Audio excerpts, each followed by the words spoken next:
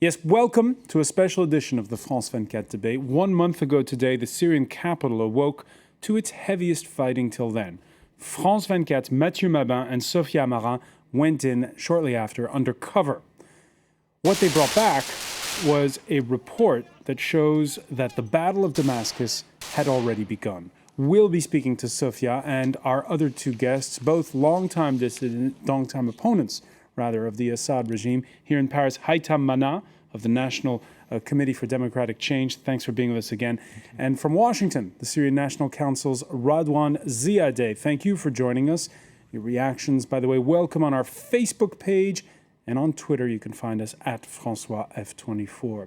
Sophia and Mathieu Mabin filed this exclusive story for Reporters, the France 24 investigative news magazine. They've come from Homs, Idlib and Deraa, right to the heart of Damascus. Deploy quickly on both sides of the street. They've brought the battle against the Assad regime into Syria's capital, fighting for the rebellion. These men are army deserters and Syrian civilians. They've come from all walks of society. The battle for Damascus has started.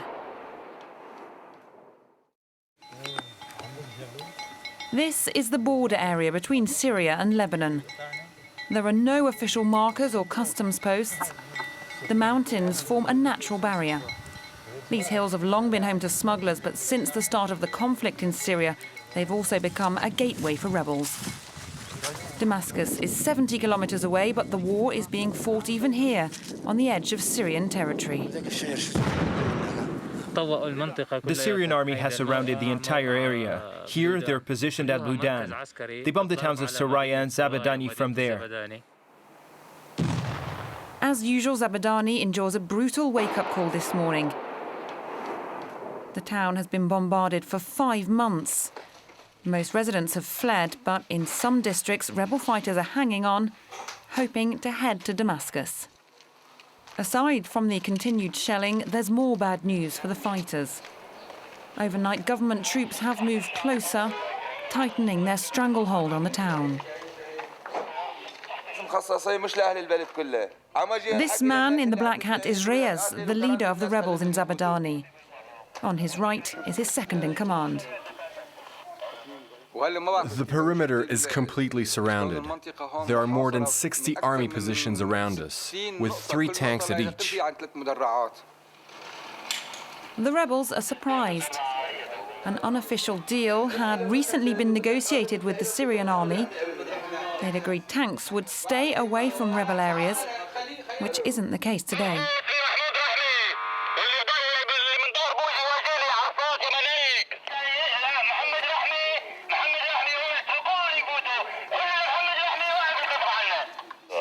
Mohamed Rameh is the man who negotiated this now compromised deal.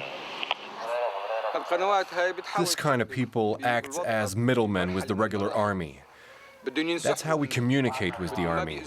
If the government troops decide to maneuver or to attack us, well, it's these contacts who maintain some kind of dialogue. They're well-known, trustworthy people.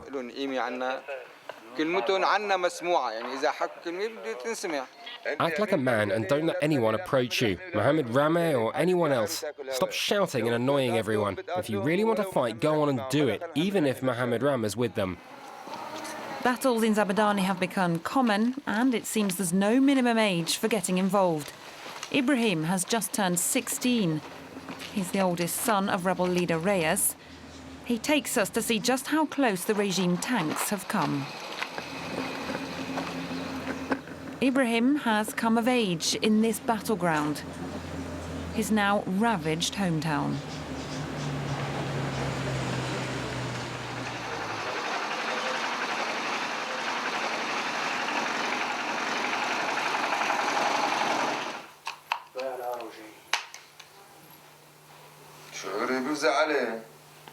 I'm afraid for him. I'm afraid they'll kill him. It was his wish to take up arms. He wanted to join us. He didn't want to leave with his mother and the other women. He came with us. I used to want to be a journalist, to travel and to film. Do you still want to be a journalist? If God wills it and I don't die as a martyr, then yes. But now I'm expecting to be hit by a missile on the head at any moment. It's still my dream, though. Well, it's still better to die as a martyr. At least in paradise you can do whatever you want. You get everything when you're there with God. I'll film all the rivers, the water, the snow, the honey. Everything you want, you'll find with God.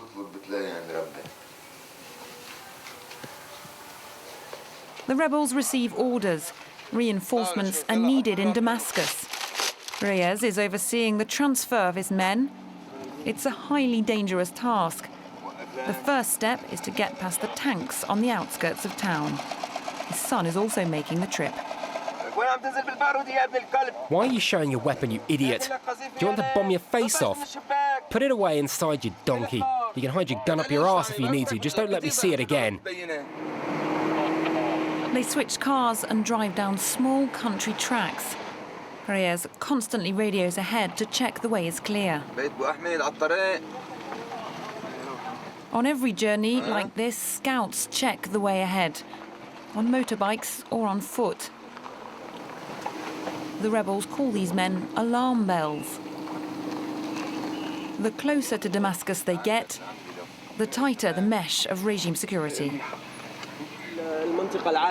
All this high-altitude zone is controlled by the army. In front and further down, it's still the army. They're surrounding us completely on all sides.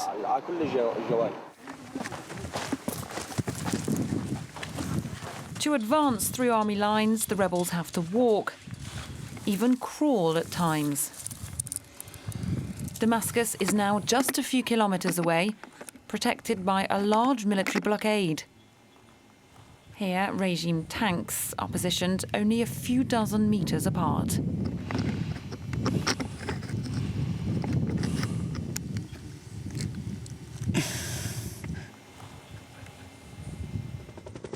But the threat the rebels fear most comes from the sky. Targeting the Assad's regime aircraft has become the #1 objective for this group of fighters.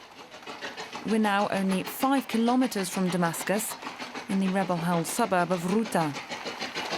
Here, men from across Syria are converging on the capital, preparing for battle. A helicopter. Yes, but it's far away. Helicopters constantly circle overhead. Aerial attacks are the #1 cause of death among rebel ranks. These men are armed with rifles and RPGs, but are still aiming to hit the Air Force hard. Are there any patrols outside? Outside the airport? Yes, outside the compound. You mean the intelligence services? Yes. It's an ambitious plan. The rebels are planning to attack the helicopters on the tarmac. The man being questioned is a defector who's just joined the rebel side. He was working in airport security. Let's go. Get in. Captain Firas here is the brains of this operation.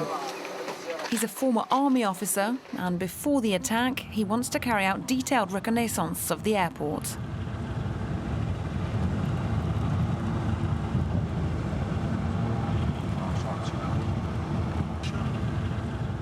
Can you see the helicopter airport? It's behind. Can you see the tower, the round tower? Yeah, like a water tower. Hide your weapons. Lower the camera. It's too late. The rebels' car is spotted and shot at by an army patrol. In the chaos, our camera is damaged. We can't see what we're filming. Are you bringing the rocket launcher? Quick, get the rocket launcher out. Get out, get out, get out. The rebels' car is hit. No one's injured, and for now, they've managed to get away. But the fighters are forced to hastily switch vehicle. The government patrol could reappear at any moment.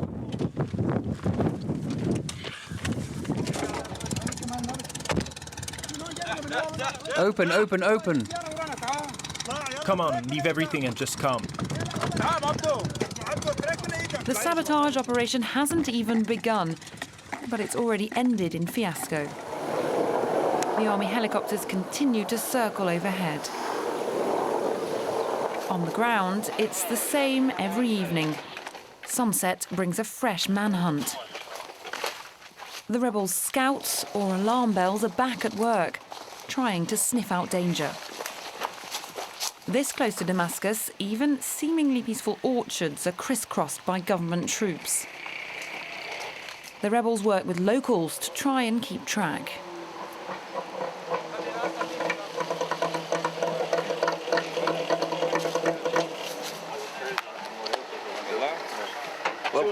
Were they here? Yes, but they left. How many of them were there? Where did they go? Did they join up with the rest of their brigade? When I saw them, they were pulling back, but I don't know where they're going. Okay, you can go. It's nearly 8 p.m. here in Ruta. The nightly bombing raids will soon start. The rebels take shelter.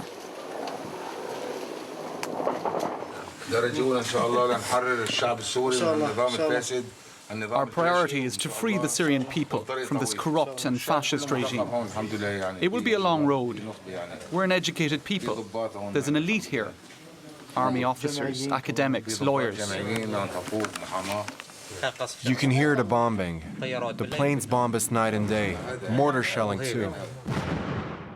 I've been afraid for 40 years. For 40 years I've been terrorized by the Syrian regime. We have to get rid of this reign of fear where we don't even have the right to express our opinions. It's over. They've been spared in tonight's airstrikes. But in the next shelter along, 2 people have been killed. Since the rebels launched Operation Damascus Volcano, they've been losing fighters every day. This man was 28 years old, an English teacher.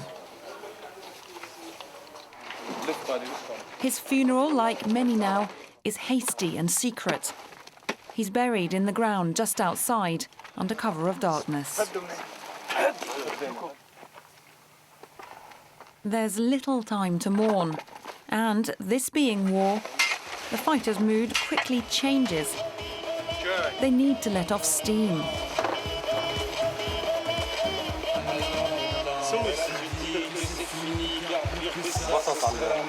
In a few hours, the dead man's friends will be heading into the very heart of the capital to face the regime. It's the night before battle.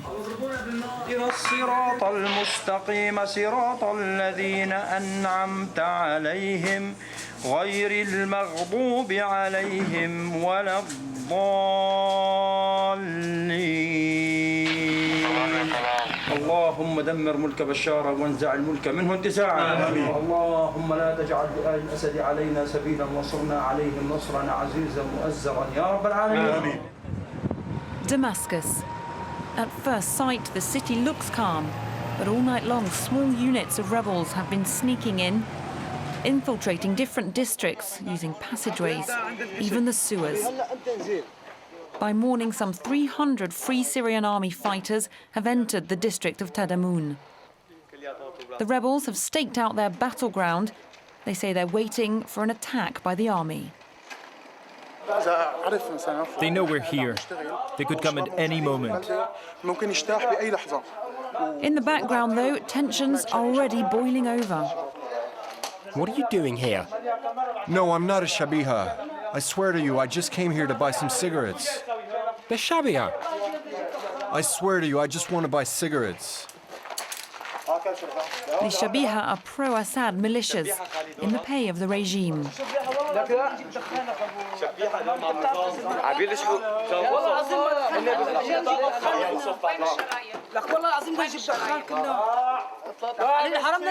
Get in the car. Guys, no violence, no violence. I swear, I just came here to buy cigarettes. You are Shabia, you dogs. Abu Hassan, bring me a Quran and I'll swear on it. What? Abu Hassan? I'm called Abu Hassan? No, that's not you. How do you know me, you bastard? Where do you know me from? You know me? No, I don't know you. The detained man seems to have just given himself away by calling the rebel by his real name. The fighters are now convinced he has inside information. I can assure you I know how to read and write. These are security agents and military intelligence. Come and tell me what you've seen on his phone. We've been looking for this guy for months. It's not new. Numbers for intelligence and political security. Mr. Abdullah, Mr. Mahmoud, Mr. Ismail. These are all names of security agents. They take the suspect away to a secret location to be interrogated. We never see him again or learn of his fate.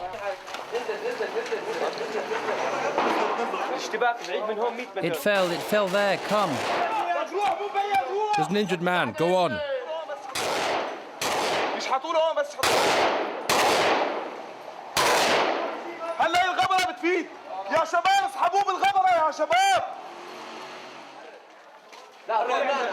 Approach, approach.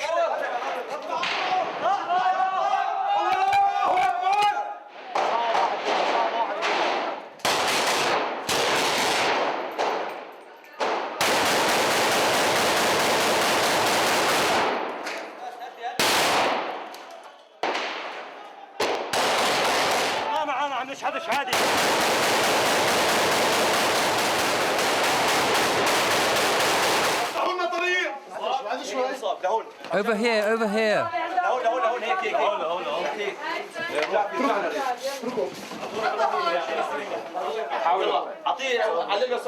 Pass me a syringe.